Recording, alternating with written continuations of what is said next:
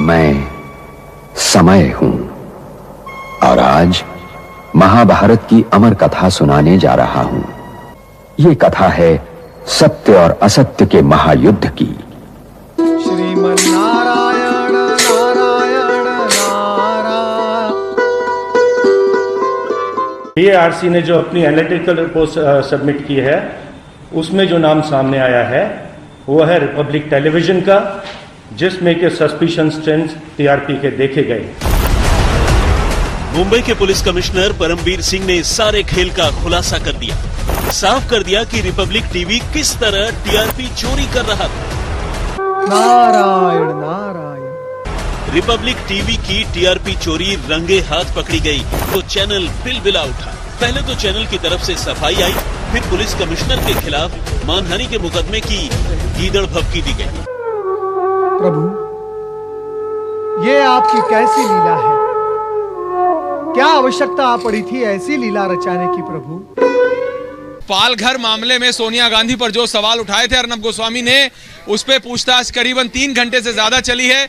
अब से कुछ देर पहले वो जो हम तस्वीरें आपको दिखा रहे हैं अलीशा के साथ, वहीं अलीशा हैं NM जोशी मार्ग पुलिस स्टेशन में। वहां पे अर्नब गोस्वामी सुबह 9:20-25 के आसपास पहुंचे। वो जिस रास्ते से उन्हें पुलिस लाई, हे प्रभु, वो उनके लिए लंबा था, वो उनके लिए बहुत ज्यादा बैरिकेडेड थे, सुचरिता। तो इस समय हम देख रहे हैं कि 4 घंटे से ज्यादा सुचरिता NM जोशी मार्ग थाने में अर्नब गोस्वामी की इंटेरोगेशन चल रही। हे प्रभु, दया करो प्रभु, दया करो और समेट लो अपनी विनाशकारी लीला को प्रभु, दया करो।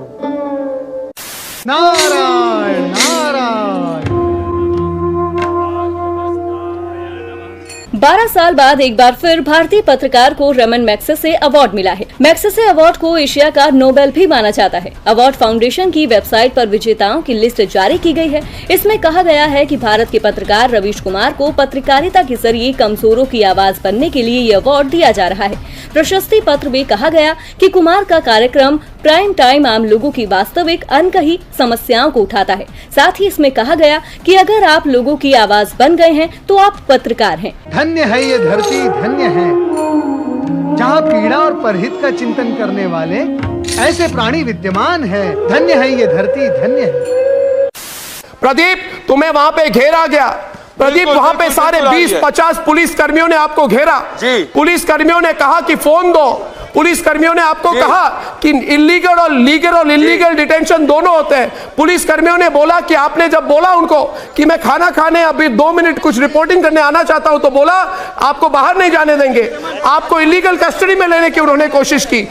प्राणी का कोई भी कर्म नष्ट नहीं होता, मनुष्य को अपने हर कर्म का फल अवश्य मिलता है। पर जिस तरीके से आज फासिज्म मेरे को देखने को मिला खार पुलिस स्टेशन के अंदर, जहां अलोकतांत्रिक तरीके से मुझे अरेस्ट करने की कोशिश करी गई, मेरे साथ फिजिकल असॉल्ट करने की कोशिश की गई, इनने मुझे 10 घंटे कस्टडी में ऐसे बैठाया, मेरे पास समन के नाम पे इनने मुझे कस्टोडियल इंटेरोगेशन करने की कोशिश करी और साथ में मेरे सब के सब फोन जब्त कर लिए गए। कि प्राणी जैसे कर्म करेगा उसका वैसे ही फल पाएगा।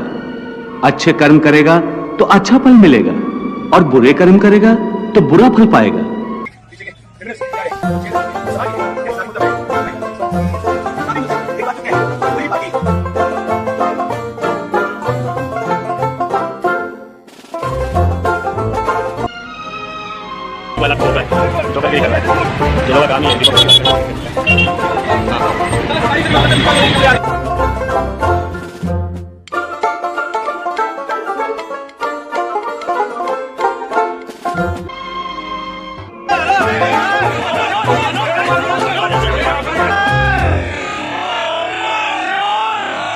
इन दुष्कर्मों के चक्र में वो बुरी तरह फंस गए हैं पार्थ, और जिस फल की कामना वो कर रहे हैं वो फल उन्हें प्राप्त नहीं होगा, बल्कि दुष्कर्मों का बुरा फल ही उन्हें मिलेगा। दरअसल निधि राजदान को विश्व प्रसिद्ध यूनिवर्सिटी हार्वर्ड में एसोसिएट प्रोफेसर की जॉब मिल गई है और इसलिए वे अब टीवी लाइन छोड़कर टीचिंग के प्रोफेशन में आने वाली हैं। निधि हार्वर्ड यूनिवर्सिटी में बतौर एसोसिएट प्रोफेसर ज्वाइन करेंगी और पत्रकारिता ही पढ़ाने वाली हैं। ये भारत के लिए भी एक गर्व की बात है। हमारे देश की एक महिला अब हार्वर्ड यूनिवर्सिटी में पढ़ाने वाली है। आपको बता दें कि निधि राजदान ने अपने करियर में बहुत सी कामयाबियां हासिल की हैं और उनको खासतौर से एनडीटीवी के साथ जुड़ने के बाद से जाना जाने लगा है। निरंतर अपने धर्म के अनुसार कर्म करते जाओ और मन में यह पक्का विश्वास रखो कि जिस नियत के साथ तुम कर्म करोगे उसी नियत के अनुसार तुम्हें फल अवश्य मिलेगा।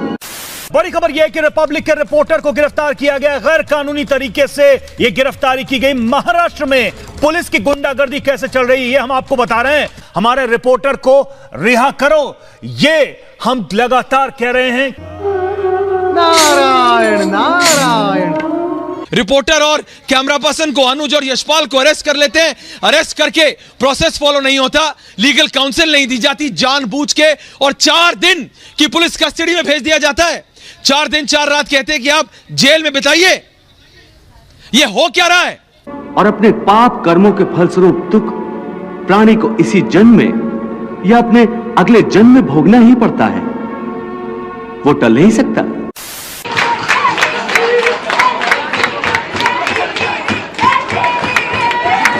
नारायण नारायण। बहुत इनाम मिले हैं, मगर जब भी अभी भी किसी पुरस्कार को छूता हूं तो हाथ कांप जाता है। एक बार अंतरात्मा पूछती है कि सचमुच इसके हकदार हो। यही सवाल आप सब अपने अपने चैनलों से पूछिएगा, जिनके पर्दे पे 4 दिनों से उन्माद की भाषा बोली जा रही है राष्ट्रवाद के नाम पर। परंतु निष्काम कर्मयोग यह सिखाता है कि फल पाने की इच्छा से नहीं, बल्कि अपना कर्तव्य पूरा करने के लिए, अपने धर्म का पालन करने के लिए कर्म करो। प्रदीप भंडारी को रिहा करो पहले। प्रदीप भंडारी को रिहा करो। उसको फिजिकली असॉल्ट किया गया है, उसको मारा जा रहा है पुलिस स्टेशन के अंदर, उसको टॉर्चर किया जा रहा है पुलिस स्टेशन के अंदर। हे प्रभु, किस धारा के अंदर उनको अरेस्ट किया गया? किस धारा के अंदर अरेस्ट किया है? कैसे अरेस्ट किया है? मनमानी कैसे किया है? कैसे मनमानी की है? कहाँ है? कैसे वो अरेस्ट हुआ है? कैसे अरेस्ट हुआ है? कैसे इलीगली डिटेन हुआ है? क्योंकि तुम्हारी बुद्धि पर अभी तक आसक्ति का पर्दा पड़ा हुआ है, और जो निष्काम कर्मयोग मैं बता रहा हूं उसकी बुनियाद ही निरासक्ति के आधार पर रखी गई है। और जिस तरह से काम चल रहा है पिछले 5 साल में, आज न कल कोई 10 साल बाद जब YouTube के तहखाने में जाकर ढूंढेगा कि ये लोग क्या कर रहे थे, तब पता चलेगा कि कोई एनडीटीवी भी था जो भीड़ नहीं बन रहा था। ना हम भीड़ बन रहे थे, ना हम भीड़ बना रहे थे। आपकी टीआरपी 100वें माले पे चढ़ जाएगी, तब भी कोई रविश की जरूरत रहेगी। कर्मण्येवाधिकारस्ते मां फलेषु कदाचन मां कर्म फल हेतुर्भूर्मा ते संगोस्त कर्मणि।